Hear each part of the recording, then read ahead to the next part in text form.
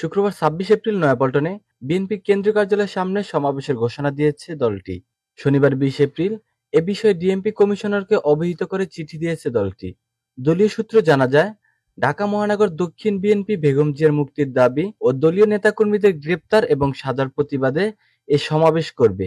এতে প্রধান অতিথি হিসেবে দলের মহাসচিব মির্জা ফখরুল ইসলাম আলমগীরের উপস্থিতি থাকার কথা রয়েছে।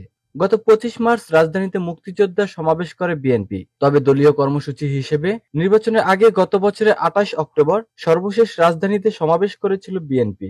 সমাবেশকে কেন্দ্র করে রাজধানী জুড়ে চলে জ্বালাও পোড়াও এবং সংঘর্ষ। এতে পুলিশ সদস্য সহ বেশ কয়েকজন প্রাণ হারান। এর পরদিন উত্তরার বাসায় গ্রেপ্তার হন ফখরুল। এরপর থেকে কয়েক মাস কারাবন্দী ছিলেন তিনি। ৭ জানুয়ারি নির্বাচনের সময় জেলেই ছিলেন তিনি। গত ১৫ ফেব্রুয়ারি কারাগার থেকে জামিনে মুক্তি পান মির্জা ফখরুল ইসলাম আলমগীর।